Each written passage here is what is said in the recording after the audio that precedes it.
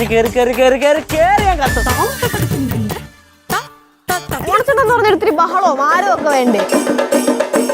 ആര് പറഞ്ഞോ? നിങ്ങൾ രണ്ടുപേരും അവന്റെ പുറകെ തന്നെ കാണണം. നിനക്ക് നിന്റെ പച്ചക്കറി കടയാണോ വലുത് അതോ റോക്സിന്റെ നീക്കമാണോ? അവൻ അവിടെ പച്ചകേന്റെ അവിടെ വന്നു എല്ലാരും പറഞ്ഞു വിടുന്നുണ്ടാവും.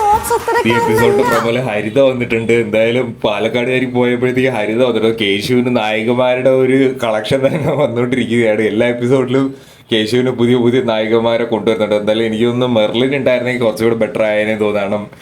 ഓണാഘോഷവും ആ ഭാഗമായിട്ട് പാറമട ഇവര് ജൈവ പച്ചക്കറിയുടെ ആ ഒരു ഓണച്ചന്തയായിട്ടൊക്കെ പോകുമ്പോൾ മെർലിനും കൂടെ ഉണ്ടായിരുന്നെങ്കിൽ ബെറ്റർ ആയെന്ന് തോന്നുന്നു. എന്തായാലും ഹരിത പിന്നെയും ഓക്കെയാണ് കേശുവിന്റെ ഏജ് വെച്ച് നോക്കുമ്പോൾ. പക്ഷെ എനിക്ക് തോന്നുന്നു മെർലിൻ ആയിരുന്നെങ്കിൽ കുറച്ചുകൂടെ നന്നായിരുന്നതിന് തോന്നി.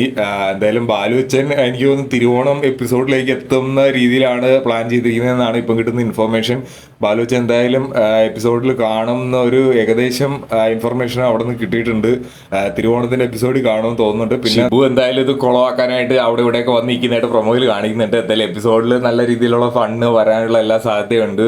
ഓണം സ്പെഷ്യലായിട്ടുള്ള ഒരു സംഭവമായിരിക്കും. തിരുവോണം എനിക്ക് തോന്നുന്നത് ഫുൾ കളറാവാനുള്ള എല്ലാ സംഭവങ്ങളും കാണുമെന്ന് നമുക്ക് പ്രതീക്ഷിക്കാം.